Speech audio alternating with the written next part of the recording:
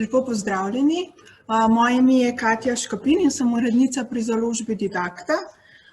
Zelo me veseli, da ste se odzvali današnjemu srečanju in v pol ure vam bom na kratko predstavila naš knjižni program za leto 2021, pri čemer bom malo obširneje govorila o nekaterih pomembnejših naslovih. Založba Didakta je v slovenskem prostoru prisotna že več kot 30 let.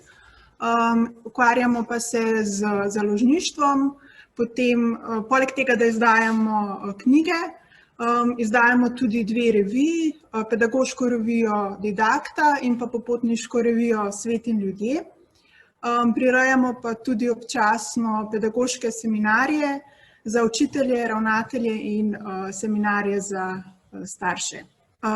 Naš letošnji knjižni program bo obsegal knjige za otroke, knjige za mladino, stripe, leposlovje in pa priročnike. Pri knjigah za otroke bi najprej rada omenila 3 nove knjigice, ki bodo obogatile že obstoječi zbirki. Prva je izvirna slovenska slikanica avtorice Ide Mlakar Črnič z čudovitimi ilustracijami Kristine Krhin. Ta bo šla v septembru in bo imela naslov Kako sta Bibi in Gusti ozmerjala čas. Že v aprilu pa napovedujemo izid 2 novih naslovov v zbirki Drobiški, in sicer Želva Željka in pa Čriček Petriček. Letos bomo izdali tudi 3 poučne knjige za otroke. Že zelo kmalu, verjetno že v aprilu, bo izšla knjiga o mojih čustvih, ki je v bistvu neka čudovita slikanica o čustvih, v kateri mala deklica Simona v raztegu enega tedna, 7 dni, doživi 7 različnih čustev. Jezo, veselje, žalost, ponos, ljubosumje, plašnost in pa strah. Knjiga je zasnovana interaktivno, in sicer z zavihki, poleg tega pa tudi z nalogami, preko katerih otroci pomagajo Simoni pri soočanju s čustvi in se tako v bistvu učijo v njih. Potem na vsakih nekaj strani pa je potem pridan še nasvet za bralca otroka, kako se s temi čustvi lahko spopade tudi on sam, oziroma je nasvet tam na mestu zato, da bi otrok se naučil, kako se določeno čustvo kaže.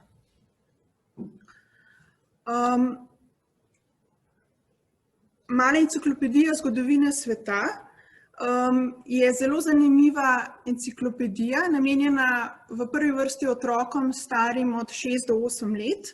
Lahko pa seveda po njej posežejo tudi starejši za osvežitev zgodovinskega spomina oziroma ključnih podatkov.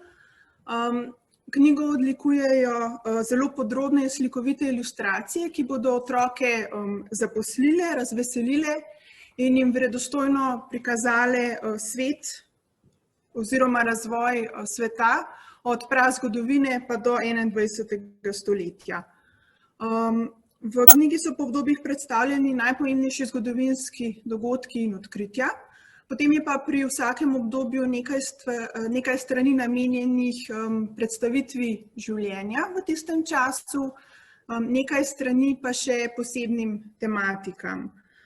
V času prazgodovine recimo jamskim umetnikom, potem v času antike izbruha Vezuva, potem v srednjem veku vikinškim osvajanjem, v 19. stoletju prevoznim sredstvom in pa v 20. stoletju mednarodni vesoljski postaji. V septembru bo pa potem izšla Pametna znanost s hudomušnim podnaslovom za stare od 7 do 107 let. Vemo, da otroci velikokrat odraslim postavljajo nemogoča vprašanja. Naprimer, zakaj ne bom modro, kaj je v grbi kamele, do katere starosti bom rastel, kako nastane veter. In vse to so tudi vprašanja, ki so jih francoski otroci zastavili na spletni strani Image Doc, kjer na ta vprašanja odgovarjajo novinarji s pomočjo raziskovalcev in pa strokovnjakov. No in francoska založba Bayard je med temi vprašanji jih izbrala 47 in jih opremila s hudomušnimi vložki in pa smešnimi ter močnimi ilustracijami Pascala Lemaitra. Ta enciklopedija je leta 2015 prejela tudi francosko literarno nagrado Le Goût des Sciences v skupini Znanost mladim, ki jo podeljuje francosko ministrstvo za izobraževanje, visoko šolstvo in pa znanost.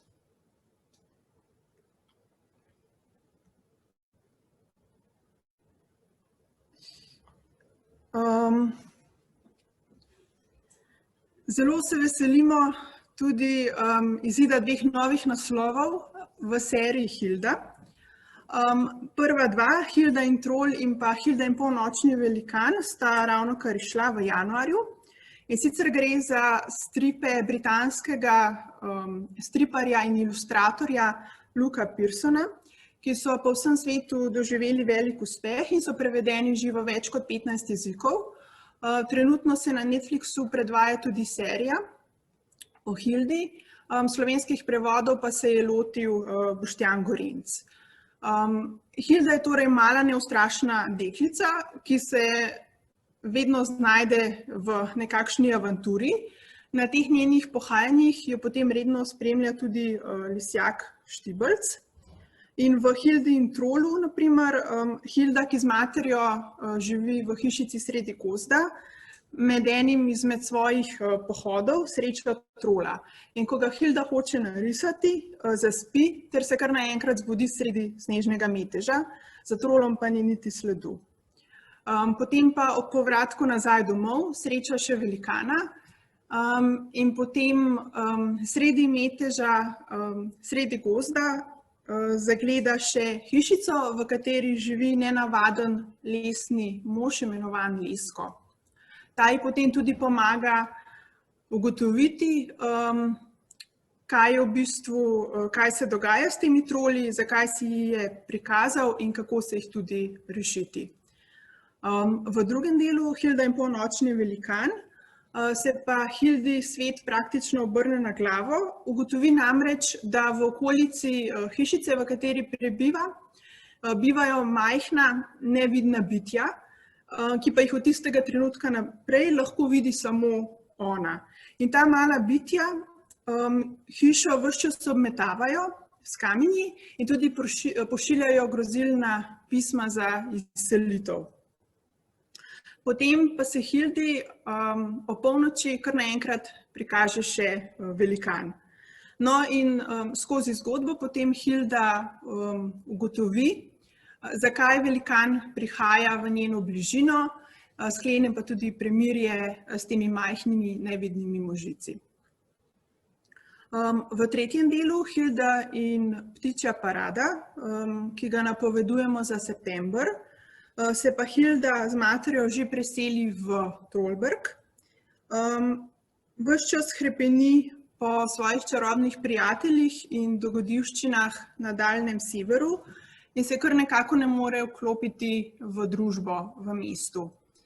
Potem pa spet med enim izmed svojih sprehodov s prijatelji zaide na stran pota in sreča nenavadnega ptiča.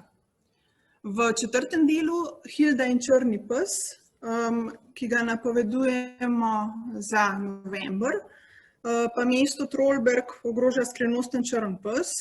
Hilda pa spozna tudi izgubljenega hišnega duha Tontuja in potem še ostale hišne duhove. In prav Tontu ji pokaže skrivne prehode, ki jih poznajo le duhovi in se v bistvu se jih lahko najde v vsaki hiši v mestu. In sicer te duhovi prebivajo v kotičkih stanovanj in hiš, kamor človeško oko ne seže, na primer pod omarami ali pa na vrhu omar. V teh prostorih, kjer te duhovi bivajo, tudi zakoni fizike ne veljajo. V maju bo pa izšel še 4. Snoopy z naslovom Pasji dnevi.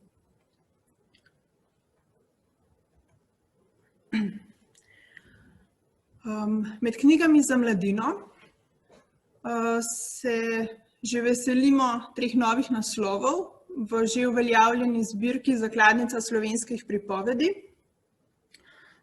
Prva bo izšla Zakladnica slovenskih pripovedi Uganke, in sicer predvidoma v maju.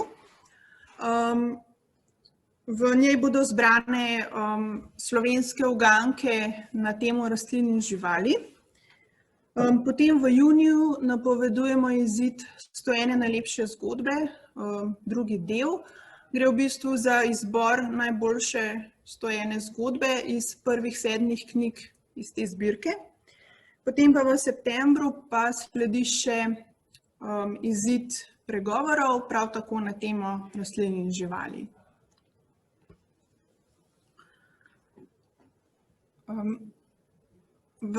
Med mladinskim leposlovjem bi pa še posebej rada izpostavila prevod francoskega romana s trenutno še delovnim naslovom Rešitelj in sin, 1. sezona.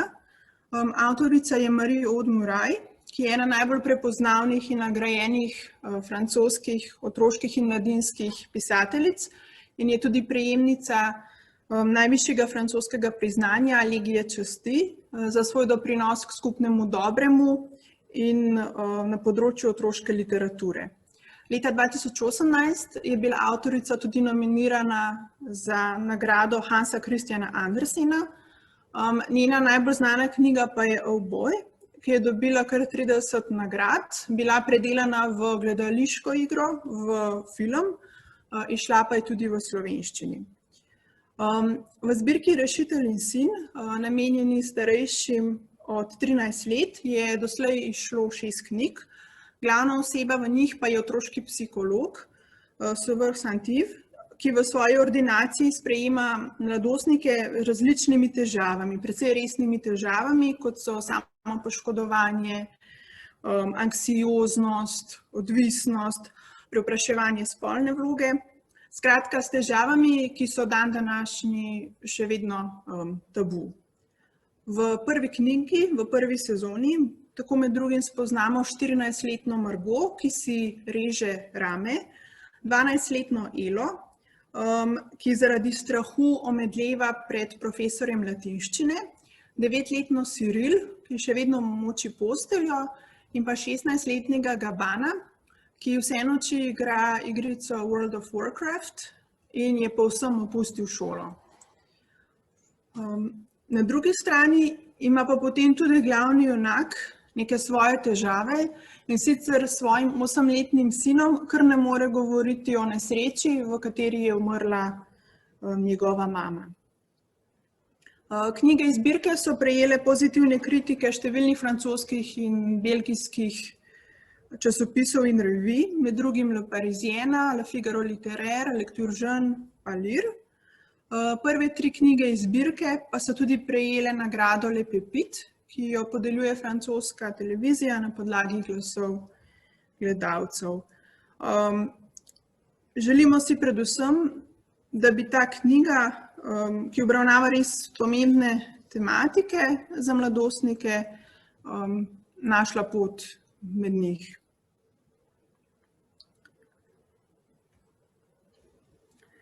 Nadaljujemo z leposlovjem za odrasle. Že v januarju je izšel Ezen.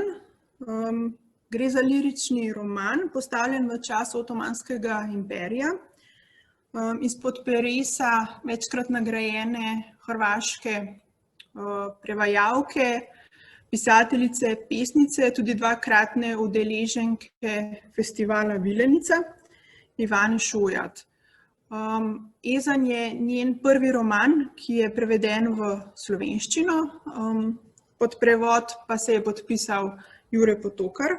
O romanu Ženske, o katerih razmišljam ponoči, avtorice Mije Kankimeki. Gre za preplet biografije in pa popotniškega dnevnika. Samo besedilo pa opisuje pot avtorice, ki na Finskem pusti službo v Afriko, kjer razišče področje, kjer je živela Karen Blixen, avtorica knjige Spomin na Afriko. V iskanju zdravila za svojo depresijo se potem avtorica nato poda na Japonsko in potem okoli sveta po stopinjah ženskih raziskovalk iz 19. stoletja. Nazadnje pa pristane v galeriji Uffizi v Firencah, kjer poskuša najti dokaze za renesančne slikarke. In se obenem sprašuje, če so vse te ženske uspele v svetu pred več kot 100 leti, zakaj ne bi tudi jaz? Gre res za roman za 21. stoletje, posvečen uspešnim in pogumnim ženskam iz zgodovine, ki pa so zaradi različnih socioloških in kulturoloških dejavnikov nekako izgubile mesto v zavesti ljudi. Pri Didakti bomo letos izdali tudi 3 kriminalke. 2 spadata bolj pod skandinavski noir, tretja pa pod skandinavski blank. Več o tem malce kasneje. Lovec na čarovnice in Mreža zla sta prva 2 romana iz serije o detektivki Jessica Niemi, izjemno uspešnega finskega avtorja skandinavskega noirja Maxa Seka. Avtor je na Finskem zaslovel že s svojim prvencem leta 2016, Hamurabijevi Angeli, ki je bil prodan v več kot 40.000 izvodih in je lani izšel tudi pri naši založbi. V Lovcu na čarovnice se Jessica loti preiskave umora žene slavnega pisatelja Rogerja Koponema in ko se zgodi še več umorov, ugotovi, da je nasledi serijskemu morilcu, ki se očitno ukvarja z okultizmom. Umori pa so identični tistim v Rogerjevih uspešnicah. Knjiga je prejela kar nekaj nagrad, pravice so bile prodane že več kot 26 držav, uvrščena je bila tudi na listico uspešnic New York Timesa in Spiegla, po njej pa bodo Američani posneli tudi serijo. V drugem delu Mreža zla pa Jessica in njena ekipa raziskujeta izginotje 2 mladih blogerjev z Instagrama. Nekdo je na njuna računa nalepil nenavadno fotografijo s svetilnikom in pesmijo, ki opisuje njuno smrt. Jessica kmalu ugotovi, da sta obe izginotji povezani. Na desni pa imamo angleško naslovnico romana Oddelek za občutljive zločine, avtorja Aleksandra McCalla Smitha. Gre za izredno plodovitega britansko-zimbabvejskega pisca, ki je v angleško govorečem prostoru prodal že več kot 40 milijonov knjig in je preveden v več kot 45 svetovnih jezikov. Pri nas je verjetno najbolj poznan po svoji seriji Prva damska detektivska agencija. V septembru 2021 pa bo torej izšel prvi roman v seriji zabavnih kriminalk Oddelek za občutljive zločine. Gre za detektivsko serijo o švedskem detektivu Vargu, zaposlenem na malmojskem oddelku za občutljive zločine. V prvem delu se Varg sooči z nenavadnim vbodom, skrivnostnim izginotjem ter nenavadnim nočnim dogajanjem v morskem letovišču. Treba pa je povedati, da ne gre za tipično skandinavsko kriminalko, čeprav ima tudi Varg kot severnjaški detektiv svoje hibe, temveč gre v bistvu za antipod skandinavskemu noirju, skandinavski blank. Začinjen s čepcem britanskega humorja in zapakiran v lahkotno branje, pri čemer pa tudi ne manjka avtorjevih pronicljivih opazk o običajnem življenju nas vseh. Pri založbi Didakta napovedujemo tudi izid zgodovinskega romana Poslednje kraljestvo, in sicer v juniju. Gre za prvi del trenutno 13-delne istoimenske zgodovinske serije, prav tako plodovitega britanskega pisca Bernarda Cornwella. Zgodba je postavljena v Anglijo 9. stoletja, ko se britanski otok šipi pod nadvlado danskih zavojevalcev vikingov. Prvoosebno pripoved pripoveduje Uhtred, mlad bojevnik angleške krvi, ki po umoru svojega očeta in ugrabitvi odrašča pri vikingih in je razklan med poganstvom in pa krščansko vero. Kar naenkrat se potem znajde v viharju resnične zgodovinske pripovedi o nastanku kraljevine Anglije pod vodstvom kralja Alfreda. Po romanu so posneli tudi uspešno serijo The Last Kingdom, ki je trenutno na Netflixu v 4. sezoni. Sedaj pa še nekaj besed o priročnikih za starše, vzgojitelje in učitelje. Predstavila bom 2 knjigi. Prva je Kaj razmišlja moj najstnik, ki je nadaljevanje uspešnice istih avtoric, Kaj razmišlja moj otrok, ki je pri Didakti izšla lani. Ta priročnik je, kot že ime pove, namenjen staršem najstnikov in najstnic. Začetek knjige predstavlja kratek uvod v delovanje najstniških možganov in način, kako najstniki razmišljajo, da bi starši lažje razumeli, zakaj se najstniki obnašajo tako, kot se.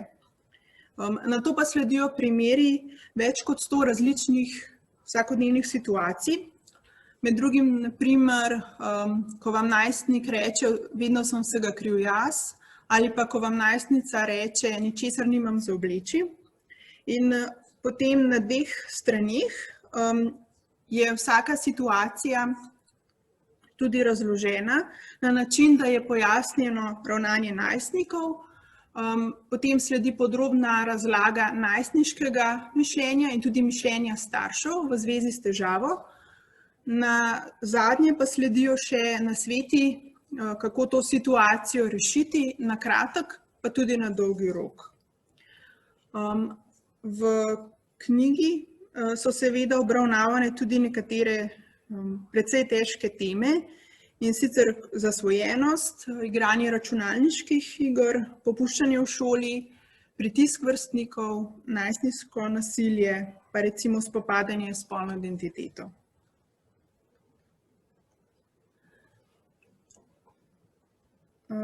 Z velikim veseljem pa napovedujemo tudi izid zadnje posthumno izdane knjige znamenitega danskega vzgojitelja Jesperja Juela, avtorja velikih uspešnic, kot so Kompetentni otrok, Reci ne brez slabe vesti, Vodja kar dela. V tem delu so podane in predstavljene teme, vezane na obdobje izbruhov jeze, pa stres povezan s šolo in adolescenco. In bistvo dela je v sporočilu, ki odseva tudi Juelov življenjski moto. To se pravi, da je vzgoja stvar spoštovanja. In avtor pravi, da je prav vse težave, ki jih imajo starši, lažje rešiti, če so prisotni spoštovanje, zaupanje in pa ljubezen. Predvsem se morajo pa starši zavedati, da ni bistvo to, da otroci spoštujejo starše, ampak mora biti tudi obratno, da starši spoštujejo otroke. In knjiga ponuja nekaj idej, kako to rešiti.